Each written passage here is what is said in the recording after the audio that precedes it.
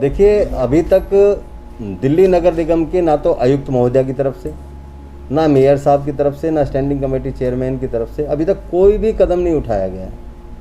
मैं तो सिर्फ एक बात जानता हूं कि जो कर्मचारी इतने बोल्ड होकर के, इतने आप समझिए कि नेता विपक्ष के कमरे में आकर के बदतमीजी की भाषा का इस्तेमाल कर सकते हैं, तो वो क्या अधिकारियों को, क्या कर्मचारियों क्या समझेंगे और आम जनता को क्या समझेंगे?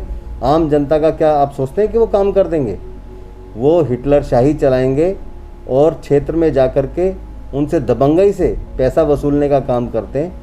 ये ऐसे अधिकारी अपनी मनमानी ढंग से अपनी नौकरी कर रहे हैं।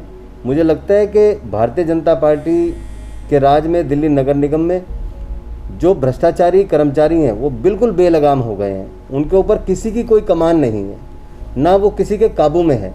और इसका एक बड़ा कारण ये भी लगता है कि मुझे लगता है भारतीय जनता पार्टी के नेताओं के पास कहीं ना कहीं इस भ्रष्टाचार की कमाई पहुंच रही है, तभी वो इनको कुछ कह नहीं पा रहे या इनके खिलाफ कोई कार्रवाई नहीं कर पा रहे। ये बिल्कुल साफ इस बात से पता चलता है। पटपड़गंज थाने में उसी दिन, जिस दिन ये घटना हुई, तकरीबन 5:35-30 या 40 मिनट के आसपास की घटना है ये, जब चेतराम मीणा मेरे कमरे में आए और जहां आप बैठे हैं जस्ट उसके बराबर वाली कुर्सी पे वो बैठे थे और बिना किसी की परमिशन के, बिना किसी की आज्ञा लिए वो सीधा कमरे में आकर के जिस तरीके से उन्होंने धमकाने का व्यवहार किया, वो साफ साफ जाहिर होता है कि उनके पीछे किसी न किसी बड़े नेता का पूरी तरीके से या फिर बड़े अधिकारी का हाथ है।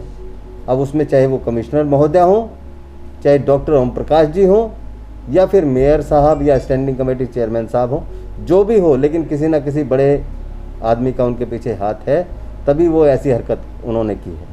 पटपड़गंज थाने में हमने मामला दर्ज कराया है, उसी के अंतर्गत ये जगह आती है और उसमें एफआईआर लॉन्च हुई है। अब एफआईआर के बाद उन्होंने पूछताछ करने का अपना जो क्रम चलाया होगा वो पुलिस अपना करेगी। और मेरी कल एसएचओ साहब से बात हुई थी तो उन्होंने बताया था कि कई बार इसको मीणा को जो है बुलाया गया, लेकिन उससे बात नहीं हो पाई। तो फिर वो उसको, अब ये गया है, कल या परसों गया है, उसके बाद पूछताछ करने के बाद उन्होंने उससे एफआईआर की कॉपी आज मेरे को पहुंचवाई है।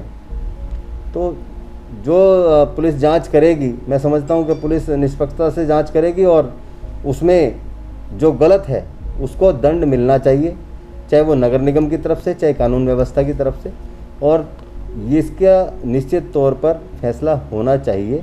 नगर निगम के अधिकारियों को भी मैं चेतावनी देना चाहता हूं और नेताओं को भी कि अगर इस तरह के लोगों के साथ मिलकर के आम जनता के हकों को मारने की कार्रवाई करी गई, आम जनता को परेशान करने की कार्रवाई करी गई, तो हम खुल कर के जनता के साथ हैं और जनता की आवाज़ में आवाज़ मिला करके, चाहे हमें कुछ भी करना पड़े, हम यहाँ से हटेंगे नहीं। चाहे अनशन करना पड़े, चाहे आंदोलन करना पड़े, चाहे हमें प्रोटेस्ट करना पड़े, हम हर चीज़ के लिए तैयार हैं। लेकिन किसी भी गलत आदमी की नगर निगम के अंदर नियुक्ति हम बर्दाश्त नहीं करेंगे।